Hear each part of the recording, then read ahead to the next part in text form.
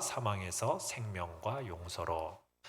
우리가 골로새서 2장을 지난번에 시작을 하면서 2장은 이단과 진리를 분별하는 법을 제시한다라고 말씀을 드렸어요. 이단들은 주로 어떤 식으로 가르치느냐면 예수 그리스도에다가 뭔가를 자꾸 더합니다. 진리 위에 뭔가를 덧붙여요. 예수님을 믿는 것만으로는 안 되고 그 믿는 것에다가 자신들의 가르침을 더해야 된다고 가르치고 예수님께서 행하신 것으로는 충분하지 못하니 그거 위에 더한 자기들이 원하는 주장하는 것들을 덧붙여야 된다 하면서 진리의 균형을 깨트리는 것들이 바로 이단입니다. 우리 정통교회는 그렇지 않죠. 우리 정통교회는 모든 것이 다 예수님 안에 있음을 믿습니다. 예수님이면 충분하다고 가르치는 거예요. 예수님만 믿으면 돼요. 예수님 믿는 것으로 충분합니다. 믿으십니까? 여러분, 예수님 안에 무엇이 있다라고 우리가 9절에 봤었죠? 9절을 한번 보시면 예수님 안에 뭐가 있습니까? 신성의 모든 충만이 육체로 거하시고 예수님 안에 하나님을 하나님 되게 하는 그 모든 특성과 성품이 예수님 안에 다 있어요. 그래서 우리가 예수님을 믿으면은 예수님을 믿음으로 말미암아 그 예수님 안에 있는 충만이 우리 안에 충만하게 이루어지게 돼요. 충만함을 얻게 되는 겁니다. 그래서 우리 정통교회의 핵심은 뭐냐? 교훈의 핵심은 예수님을 통해서 모든 필요를 충만하게 공급받는다라는 거예요. 이걸 가르쳐요. 다른 것을 더할 필요가 있어요? 없어요? 없습니다. 다른 것으로 대체될 수가 없습니다. 예수님이면 다 됩니다. 모든 것이 예수님 안에 다 있습니다. 믿으십니까? 우리는 그걸 믿는 거예요. 여러분, 예수님 안에서 어떤 충만함을 얻는가? 오늘 본문을 통해서 우리가 하나씩 살펴봅니다. 1번 같이 한번 읽겠습니다. 시작. 죽었던 우리를 살리시고 모든 죄를 사하심. 자, 먼저는 죽었던 우리를 살리셨습니다. 오늘 본문 13절을 같이 한번 읽어봅니다. 13절입니다. 시작. 또 범죄와 육체의 무할례로 죽었던 너희를 하나님이 그와 함께 살리시고 우리의 모든 죄를 사하시고. 여러분, 예수님 안에서 우리는 생명을 얻습니다. 사망에서 생명으로 옮겨지는 거예요. 예수님 안에서. 우리가 에베소서 2장 1절에서 뭐라고 우리를 소개하고 있느냐면 허물과 죄로 죽었던 너희라고 하면서 우리는 허물과 죄로 죽은 존재였음을 성경은 얘기하고 있어요. 우리가 죄를 가지고 태어나죠. 우리가 죄를 가지고 태어나기 때문에 그래도 우리는 뭐 이렇게 호흡하고 손발을 움직이니까 그래도 우리는 살아있는 것처럼 느껴지지 않습니까? 그러나 성경은 우리를 향해서 뭐라고 얘기하고 있어요? 우리는 죽었다. 이렇게 가르치고 있어요. 성경적인 관점에서는 죄로 말미암아 우리는 죽었다. 여러분, 흙에서 뿌리 뽑힌 나무는 살아있는 것입니까? 죽어있는 것입니까? 뿌리 뽑힌 나무는 살아있는 것처럼 파릇파릇하지만 결국에는 어떻게 돼요? 죽어가는 거예요. 우리 인간은 바로 뿌리 뽑힌 나무와 똑같아요. 생명의 근원이신 하나님으로부터 단절된 우리 인간은 뿌리 뽑힌 나무처럼 죽어가고 있는 것입니다. 여러분, 성경은 하나님과 관계없는 우리 모든 인간을 가르쳐서 정말 어떤 양분을 빨아 올릴 수 없는 뿌리 뽑힌 나무와 똑같다.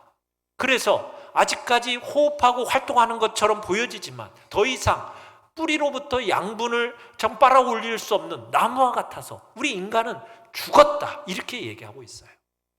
여러분, 하나님으로부터 끊어져 있는 우리 인생, 우리 사람은 다 죽은 상태나 마찬가지임을 성경은 우리에게 가르치고 있는 겁니다. 여러분, 그렇게 죽어있는 상태 가운데에서는 아무리 윤리를 가르치고 도덕을 가르치고 기타 다른 종교를 가르쳐도요, 그 문제가 해결되지 않아요. 여러분, 사람에게 필요한 게 뭔지 아십니까? 생명입니다. 생명이 필요한 거예요. 살아나야 그 위에 도덕이나 윤리, 철학 이런 게 의미가 있는 거예요. 그게 도움이 되는 거예요.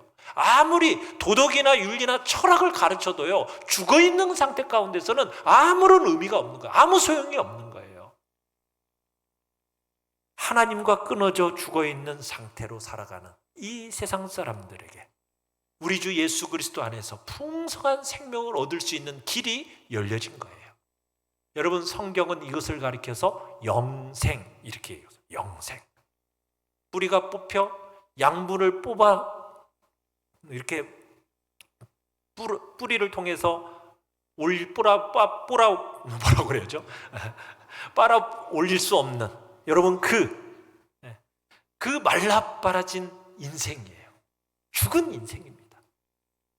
그런 인생이 이제 예수 그리스도 안에서 참 생명을 얻어서 세월이 가고 흘러가면 흘러갈수록 아름다워지고 복되는 인생이 되는 거예요. 오늘 본문에서는 11절에서 이렇게 표현을 하고 있어요. 같이 한번 읽어보죠. 11절 시작. 또 그 안에서 너희가 손으로 하지 아니한 할례를 받았으니 곧 육의 몸을 벗는 것이요 그리스도의 할례니라. 그 다음 13절도 읽어보죠. 13절 시작. 또 범죄와 육체의 무할례로 죽었던 너희를 하나님이 그와 함께 살리시고 우리의 모든 죄를 사하시고. 자, 우리가 뭐 때문에 죽었다고 그랬어요? 에베소서 2장에서는 허물과 죄로 죽었다 이렇게 표현했죠. 자, 13절에서는 뭐로 죽었다라고 얘기하고 있어요? 범죄와 육체의 무할례로 죽었다 이렇게 표현을 하고 있어요.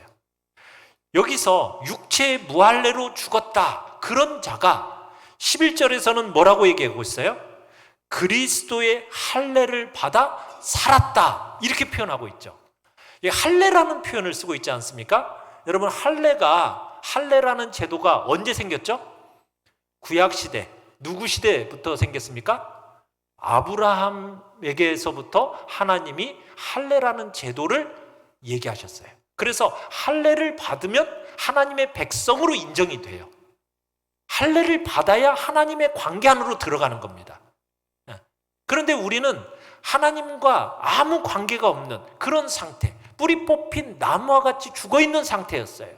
그런 상태에 있었던 우리가 예수님을 믿으면 마음에 그리스도의 할례를 받아서 살아나게 된다. 지금 그 얘기를 하고 있는 거예요. 그런데 이 할례는 사람의 손으로 몸의 일부를 잘라내는 할례가 아니라 무슨 할례래요? 하나님의 성령으로 육의 몸을 전부 벗는 그리스도의 할례를 받아서 살아난다. 11절에 그렇게 얘기하고 있어요. 여러분, 그러니까 할례라는 것은 구약시대 때부터 어디에다 하는 것이라고 얘기하고 있느냐? 몸에 하는 할례가 아닌 마음의 할례를 강조하고 있어요. 우리 한번 구약성경 신명기 10장 16절 같이 한번 읽어볼까요? 시작. 그러므로 너희는 마음의 할례를 행하고 다시는 목을 곧게 하지 말지니라. 어디에 할례를 행하라고요? 마음의 할례를 행하라. 그냥 몸의 일부를 베는 할례, 그게 할례가 아니라 마음에 행하는 할례가 진짜 할례다. 에레미야 4장 4절도 같이 한번 읽어볼게요. 에레미야 4장 4절 시작. 유다인과 예루살렘 주민들아, 너희는 스스로 할례를 행하여 너희 마음 가죽을 베고 나 여호와께 속하라. 여러분, 뭘 베고 하나님께 속하라고요? 마음 가죽을 베고. 그러니까 마음에 행하는 할례를 가르치고 있어요. 자, 에스겔 44장 7절도 읽어보겠습니다. 에스겔 44장 7절 구약성경 시작. 너희가 마음과 몸의 할례 받지 아니한 이방인을 데려오고 내 떡과 기름과 피를 드릴 때 그들로 내 성소 안에 있게 하여 내 성전을 더럽힘으로. 여러분, 성전을 더럽히는 이유가 뭐래요? 뭐 때문에 성전이 더럽혀진다고 얘기하고 있습니까? 바로 마음과 몸에 할례 받지 아니한 이방인을 데려왔기 때문이다. 이렇게 표현을 하고 있어요. 그러니까 여기서 지금 얘기하는 건 뭐예요? 할례는 어디에 행해야 된다? 마음에 행해야 된다. 그래서 신약성경 로마서 2장 28절로 29절에서 사도 바울은 이렇게 얘기를 해요. 같이 한번 읽어봅니다. 시작. 무릇 표면적 유대인이 유대인이 아니요 표면적 육신의 할례가 할례가 아니니라. 오직 이면적 유대인이 유대인이며 할례는 마음에 할지니 영에 있고 율법 조문에 있지 아니한 것이라. 여러분, 유대의 땅에 태어나서 몸에 할례의 흔적이 있다고 해서 이 사람은 진짜 유대인이냐? 아니라는 거예요. 그건 그냥 표면적 유대인일 뿐이다. 진짜 유대인은 이면적 유대인, 마음에 할례를 행한 사람이 진짜 유대인, 바른 유대인임을 사도 바울도 얘기하고 있는 거예요. 자, 그러면 마음의 할례를 행해야 하는 것이 진짜 중요한데, 이 그리스도의 할례, 육의 몸을 벗는 그리스도의 할례를 우리가 어떻게 받아서 하나님과의 그 관계 안으로 들어갈 수 있느냐? 그게 어떻게 가능합니까?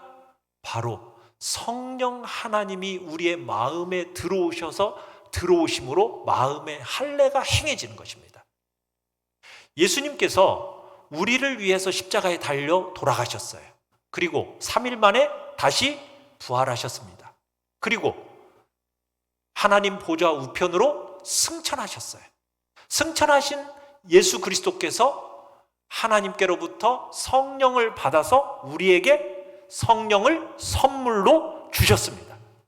그러면은 우리가 예수님을 믿는 그 순간 우리의 마음속에 누가 찾아오셔서 성령 하나님이 찾아오셔서 성령을 선물로 받음으로 그때 우리의 마음에 무슨 일이 일어나는 거라고요?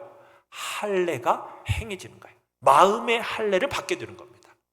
그 마음의 할례를 받게 되면은, 여러분, 전에는 구약 시대 때를 보면은 돌판에 십계명이, 율법이 쓰여져 있었잖아요. 그죠? 계명이 쓰여져 있었어요. 그런데 이제 새 시대를 살아가는 우리에게는 성령 하나님이 우리의 마음속에 찾아오시면은 어떤 일이 일어납니까? 우리의 마음판에 하나님의 말씀이 새겨집니다. 그 새겨진 하나님의 말씀을 따라 살아가는 새로운 시대가 열려지게 되는 거예요. 사망 아래에 있었던 우리, 범죄와 무할례로 죽었던 우리가 바로 그러한 예수 그리스도의 할례를 통해서 우리가 새로운 생명을 얻게 되는 것입니다. 사랑하는 성도 여러분, 여러분 이러한 새로운 생명을 얻으셨습니까? 여러분, 부모가 준 그런 생명과 구별되는 성령님께서 여러분에게 찾아오셔서 주신 새로운 생명, 여러분 그 새로운 생명을 가지신 분들입니까? 아멘? 여러분, 세상 사람들은 그저 부모로부터 받은 생명을 갖고 살지만 그 안에 하나님이 계시지 않습니다. 하나님을 알지를 못합니다. 하나님과의 관계 속에 그들은 살아가는 게 아닙니다. 육체적인 생명을 가지고는 있지만 실상은 그들은 어떤 존재들이다? 죽은 존재들입니다. 그렇지만 우리는 육체적인 생명을 가졌을 뿐만 아니라 예수님을 통해서 하나님이 우리에게 새로운 생명을 허락하셨습니다. 성령을 통해서 여러분들에게 전달되어진 생명, 그 생명이 여러분들에게 있는 것입니다. 믿으십니까? 여러분, 그 생명의 영향력을 받아서 부모로부터 받은 이 생명도 그 영향을 받아서 영원한 생명에 이르기까지 이제 현실에서 바르게 살 수 있는 존재가 되어진 거예요. 여러분, 그래서 우리가 예수님을 믿음으로 새로운 생명이 들어왔어요. 이 새로운 생명이 들어왔기 때문에 우리가 이렇게 현실에서 예수님을 믿음으로 살아간다는 것이 어렵습니다. 왜 어려운 줄 아세요? 성도가 딱 되는 순간 우리 안에 예수님의 생명이 들어와 있어요. 그렇지만 우리 안에는 또 뭐가 있어요? 죄의 습관이 남아 있어요. 그러니까 이 성령께서 들어온 새로운 생명과 우리 안에 여전히 남아있는 이 죄의 습관이 어때요? 서로 싸워요. 치열하게 영적 전쟁이 우리 안에서 일어나는 거예요.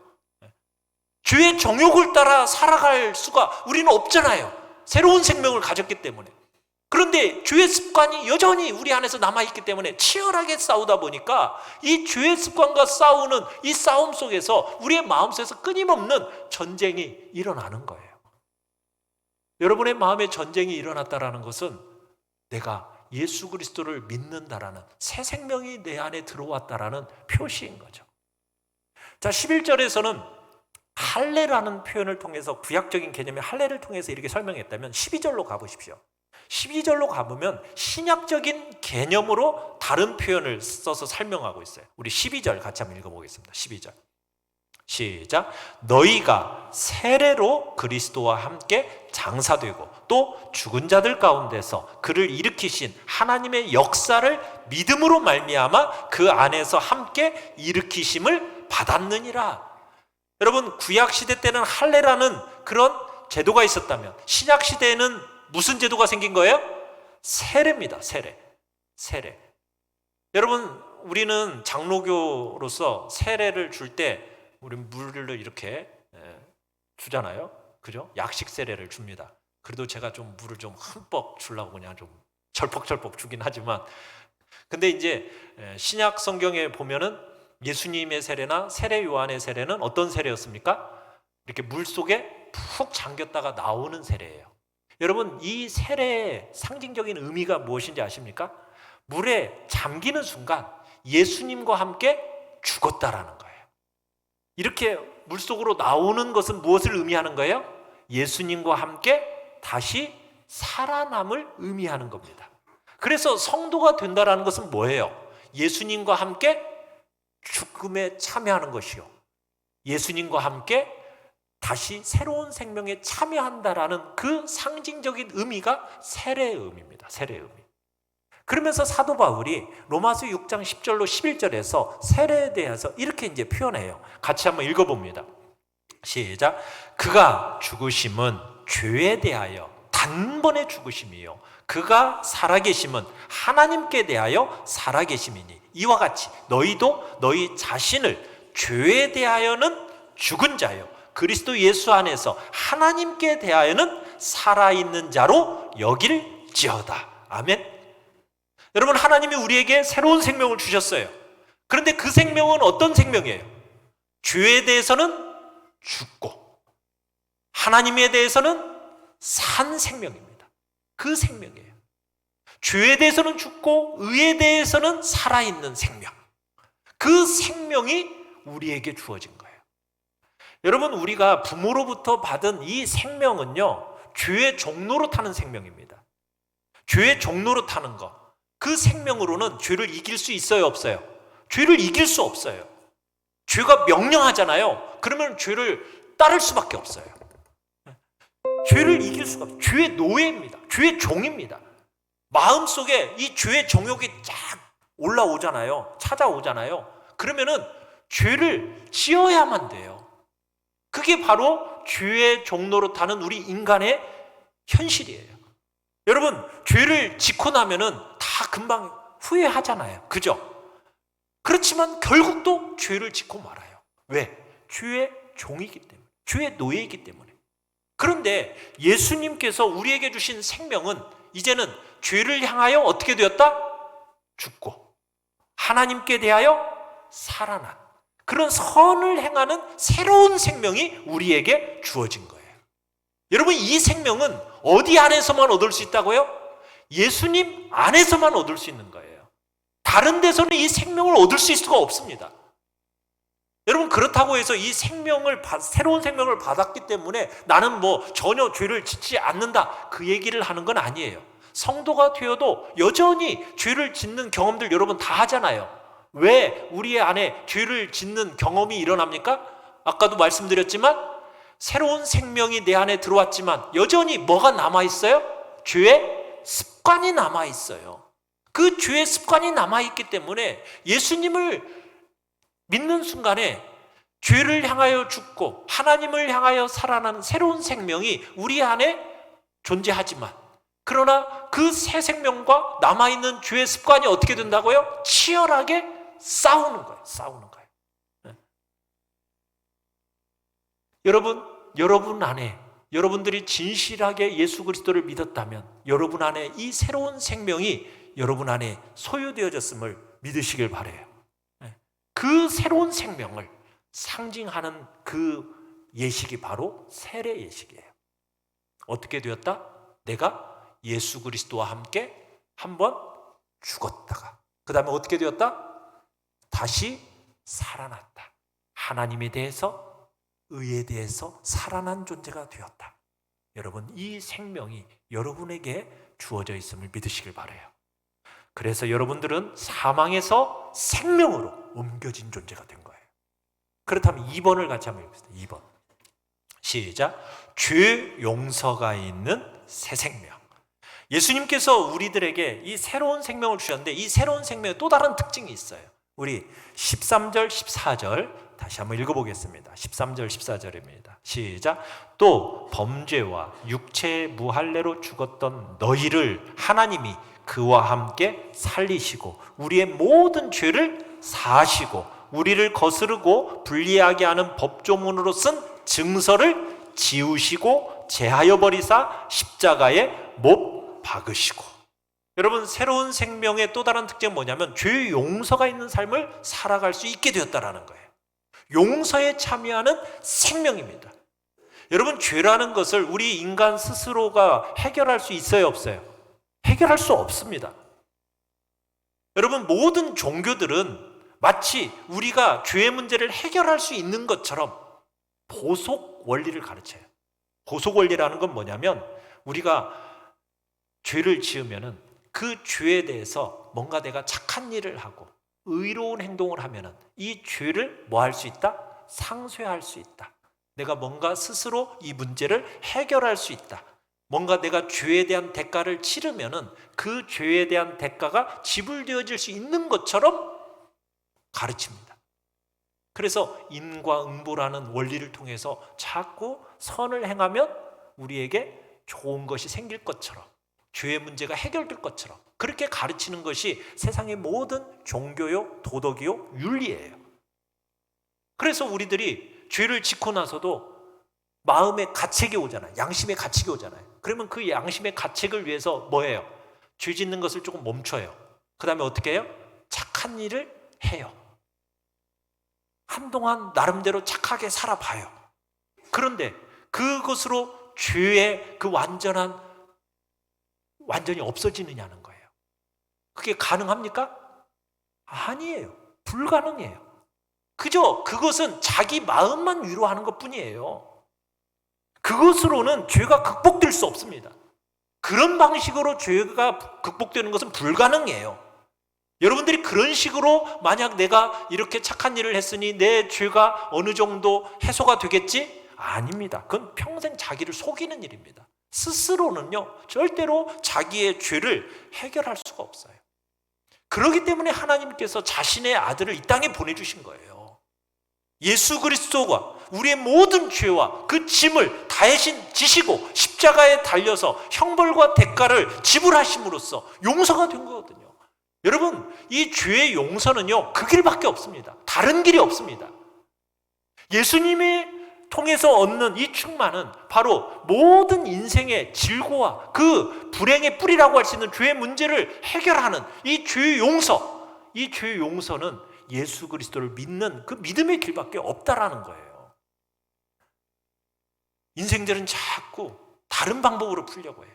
인간적인 방법으로, 세상적인 방법으로. 여러분, 윤리나 도덕이나 세상적인 방법으로 이 죄의 문제가 풀어지지 않아요. 오직 나를 위해서 죽으신 예수 그리스도, 그분의 공로를 의지하는 길밖에 없습니다. 예수님의 죽으심이 우리의 죄를 위함이거든요. 스스로 여러분의 죄의 문제를 해결하려고 하지 마십시오. 우리는 다 죄의 종이었던, 그나마도 이 땅이 그나마도 유지되는 이유가 뭔지 아십니까? 하나님의 일반 은총 때문이에요. 사람들에게 체면이라는 것, 그리고 형벌에 대한 두려운 마음을 하나님이 주셔서 그것으로 그나마도 이 세상이 유지되게끔 하시는 거예요. 사람들이 죄를 짓지 않는 이유가 그거잖아요. 체면 때문에, 또 내게 주어지는 형벌에 대한 두려움 때문에 그나마도 자기를 이렇게 억제하고 있는 거예요. 그런데요, 만약 이 일반 은총마저도 하나님이 딱 걷어가 버리시면은 인간은요, 죄의 노예이고 죄의 종이기 때문에 내 마음속에서 일어나는 그 죄를 그냥 막 행하는 거예요. 마음속에 정욕이 일어나면은 막 행해버리는 거예요. 왜? 죄를 이길 수가 있는 존재가 아니기 때문에.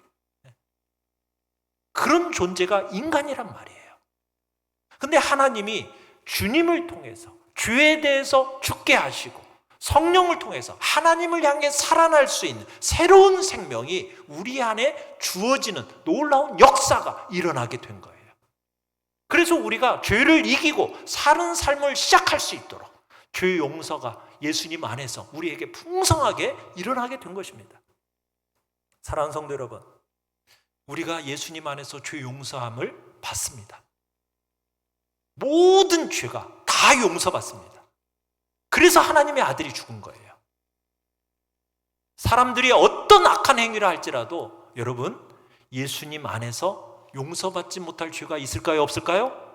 없습니다. 모든 죄가 다 용서받습니다.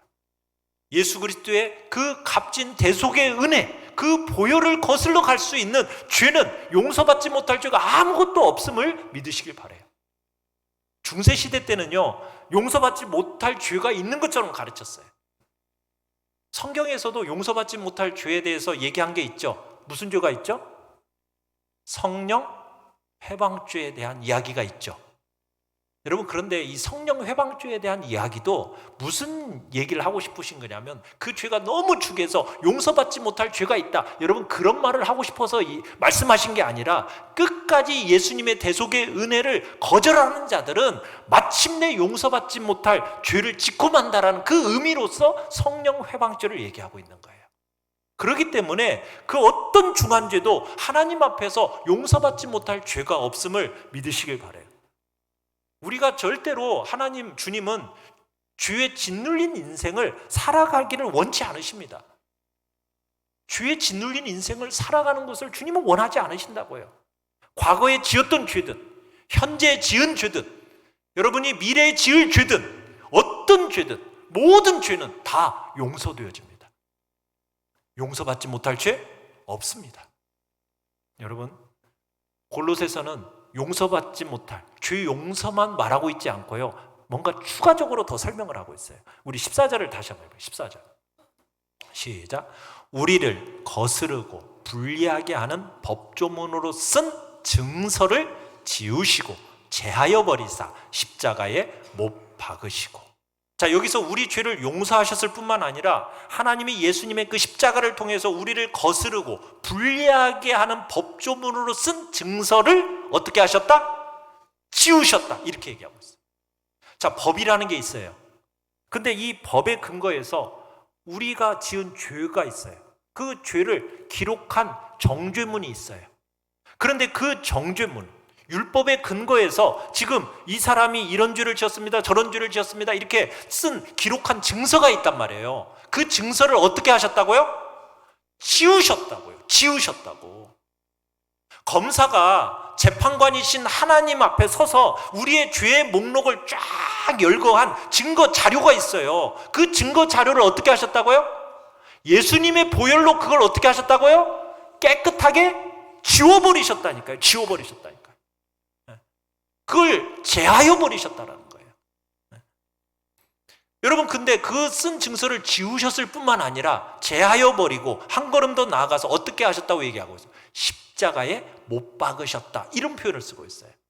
이 십자가에 못 박으셨다라는 이 표현이 뭐냐면, 옛날에는 어떤 법을 딱 세웠다가 그 법을 폐기하잖아요. 그 법을 폐기할 때 그 법을 쓴 문서나 도구를 못 박아버렸다는 거예요. 이 표현을 쓰고 있는 거예요.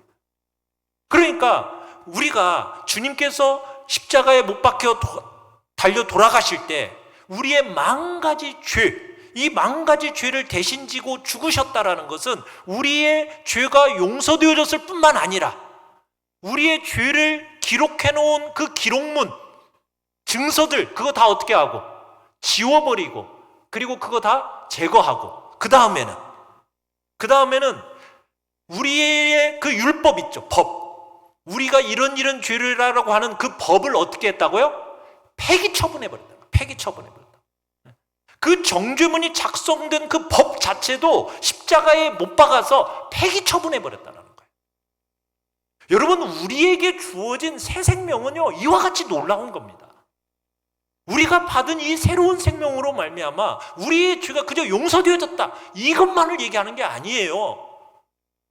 여러분의 모든 죄의 목록들을 싹 지워버리고 하나님이 더 이상 기억하지도 않으시고 뭐까지도요? 법까지도 다 폐기 처분해버렸다는 거예요. 그 정도로 여러분들에게 이루어진 구원의 역사, 죄 용서함의 용서는 놀라운 것입니다. 그런 놀라운 은혜가 우리에게 주어진 거예요. 믿으십니까? 그렇지만 여전히 우리는 죄를 지어요. 우리가 참 하나님의 의의 병기로서 내가 내 삶을 전부로 드리겠다 이렇게 간절히 소원하지만, 내가 그리고서는 힘을 다해서 정말 죄와 피 흘리기까지 싸우기도 하지만, 이 죄의 습관에 우리가 어떻게 해요? 무너져서 넘어져서 때로 죄를 지키도 해요. 그런데 우리가 그렇다고 해서 정죄 아래 있을 수 있어요? 없어요? 정죄 아래 있을 수 없습니다. 죄의 그 모든 우리를 향한 죄의 증서들이 싸그리 다 어떻게 되어졌다? 지워졌다. 제하여 버려졌다. 아니, 법조차 폐기 처분되었다. 그러나 우리가 새 생명을 가진 존재로서 그렇게 되었으니 죄 지어도 상관없네, 그게 아니죠. 우리가 받은 새 생명은 어떤 생명입니까? 하나님에 대해서 살아낸 생명이요, 죄에 대해서는 죽은 생명이니까 우리는 죄 지을 수 없죠. 혹여나 그러나 죄를 지었다 할지라도 어떻게 해야 하면 돼요? 만일 우리가 우리 죄를 자백하면 저는 미쁘시고 의로우사 우리 죄를 용서하실 뿐만 아니라 우리를 깨끗하게 해주신다는 것이 주님의 약속이에요. 예수 그리스도의 그 완전한 공로 때문에 여러분, 죄를 자백하고 시인하면 우리 모든 죄가 용서되어지고 하나님이 깨끗하게 해주신다는 그 약속이 또한 우리에게 적용되는 거예요. 여러분, 모든 인생에 있는 죄에 대한 정죄, 떳떳지 못한 삶을 왜곡시키고 인생의 그 모든 존귀함과 아름다움을 깨트리는 그 죄, 우리의 수치를 드러내는 그 죄, 그게 전부 다 어떻게 되어졌는지 여러분 주님 앞에서 마음속에 다시 한번 되새기면서 그 은혜가 얼마나 큰 은혜인지를 감격해 하시고, 정말 주님의 그 사랑으로 이제는 내가 어떻게 살아가야 되겠어요? 내가 그런 용서를 받았어요. 그런 은혜를 받았어요. 그렇다면 나에게 있어서 모든 사람, 때로는 원수같이 나를 힘들게 하는 사람, 나를 향해 해고치 하는 사람, 그런 사람들을 어떻게 해야 되겠습니까? 용서를 선포해야 되는 거예요. 내가 받은 그 구원과 죄 용서함을 받은 자로서 이제는 다른 이들에게 그 베푼 내가 받은 그 놀라운 용서의 감격과 영광을 가지고 그들에게 용서를 선포하면서 살아가는 것이 우리 믿는 자들의 삶의 모습이 되어야 되는 것입니다. 그게 바로 우리 그리스도의 충만함을 누리는 복된 길인 것이죠. 세 번째입니다. 3번 읽어봅니다. 시작. 십자가의 이김과 승리. 자, 어떤 충만이 우리 안에 있게 되었느냐? 15절을 읽어보겠습니다. 15절 시작. 통치자들과 권세들을 무력화하여 드러내어 구경거리로 삼으시고 십자가로 그들을 이기셨느니라. 자, 여기서 보면 무력화하여 드러내어 구경거리로 삼으시고, 이 말이 조금 어렵죠. 좀 오늘 우리 시대 속에서는 좀 어려운 말이에요. 근데 이게 옛날에는 전쟁이 잦던 당시에는 전쟁에서 승리를 하잖아요. 그러면 개선 장군을 비롯한 그 군사들이 어떻게 오느냐? 쫙 행렬을 합니다. 개선식을 하는 거예요. 그러면 그 개선식, 그들 뒤에 또 누가 따라오죠? 포로들. 그죠? 포로들이 쫙 따라오는 거예요. 그러면 그 포로들은 어떤 상태예요? 그들에게 무기가 있어요, 없어요? 없어요. 갑옷을 입고 있어요, 안 입고 있어요? 안 입고 있어요. 무기와 갑옷이 다 벗겨진 채로 어떻게 끌려오고 있습니까? 무력하게 끌려오고 있어요. 개선장군, 그 포로들을 공개적인 수많은 시민들 앞에서 어떻게 하게요? 구경거리로 삼는 거예요. 구경거리로. 여러분, 예수 그리스도 안에서 우리에게 이런 놀라운 이김과 승리가 있다라는 거예요. 믿으십니까? 근데 누구를 이긴다라고 얘기하고 있어요? 누구를? 통치자와 권세, 힘 있는 자들을 이겼다라는 거예요. 마귀와 공중권세 잡은 그 사단을 이겼다라는 거예요. 악의 화신의 무리들을 이기고 승리하고 돌아오고 있어요. 여러분, 세상은 너무 견고해 보이고 이 세상에 살아가는 우리들은 너무나도 연약한 것처럼 보이죠. 믿는 우리들은 너무 연약해 보여요. 그래서 자꾸 우리는 패배와 실패, 때로는 절망과 낙심의 이야기를 하지만 우리에게 있어서 주님은 뭐라고 얘기하고 계신다고요? 승리를 지금 말씀하고 계시는 거예요. 통치자와 권세는 이미 어떻게 되었다? 무력화되어졌다라는 거예요. 우리의 구경거리로 삼으셨다라는 거예요. 믿으십니까? 성경에서 지금 그렇게 얘기하고 있는 거예요. 아무리 세상이 말하는 그 견고한 진처럼 보여지는 그 악의 무리들이 다 어떻게 되었다? 패배했다라는 거예요. 하나님이 우리의 구경거리로 삼으셔서 그들을 무력화시키셔서 지금 끌고 있다라는 거예요. 그들을 바라보면서 우리들이 두려워할 필요가 있어요, 없어요?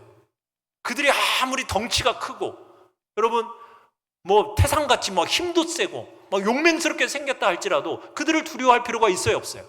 그들은 다 포로예요. 끌려오고 있는 존재라고요. 개선장군인 예수님이 우리를 향해서 말씀하시는 거예요. 뭐라고요? 두려워하지 말라는 거예요. 저들을 두려워하지 말라는 거예요. 그들은 뭔데? 아무것도 아니라는 거예요. 다 무력화되었다. 너희의 구경거리일 뿐이다. 그러니 너희는 담대해라. 세상을 향해서 나아갈 때 담대하게 나아가라는 거예요. 왜 두려워하면서 왜 세상 앞에서 벌벌 떠느냐는 거예요. 그러지 말라는 거죠.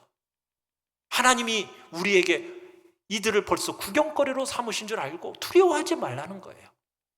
이 땅에서 살아갈 때 신실하고 여러분 충성스럽게 살아가라는 거예요. 승리의 영광이 우리에게 기다리고 있다는 거죠. 말씀대로 살면 반드시 이긴다는 거예요.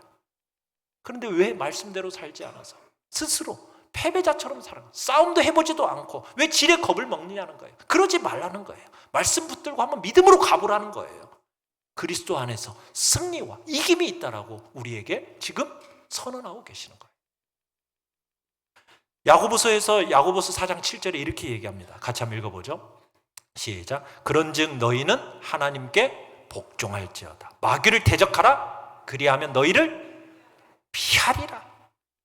마귀라는 존재는 대적하면 뭐한다? 피한다. 우리에게는 뭐예요? 이김이 약속되어 있어요. 우리의 자질과 우리의 능력 때문이 아닙니다. 십자가 위에서 이기신 주님 때문에 우리가 마귀를 대적할 수 있는 거고 그 마귀를 우리가 딱 대적하면 마귀가 어떻게 된다? 우리를 피하는 거예요. 피하는 거예요. 아무리 세상이 견고해 보이고 막 구조화되어 있고 조직화된 것처럼 보여져도요, 아무리 우리를 이기려 해도 십자가에서 이기신 예수 그리스도의 그 승리 때문에 우리는 믿음으로 살면 반드시 이기게 되어 있음을 믿으시길 바랍니다. 그런데 이 승리는 세상의 승리와는 다릅니다. 세상은 뭐라고 얘기해요? 힘을 가지고 상대를 제압하는 것을 승리라고 얘기해요. 그런데 여러분, 우리가 취할 승리는 그런 승리가 아니에요. 예수님이 어디에서 승리하셨다고요? 십자가에서 승리하셨어요. 십자가. 여러분, 그런 십자가에서 승리라는 건 어떤 승리입니까? 다른 사람을 제압해서 얻은 승리입니까? 아니죠.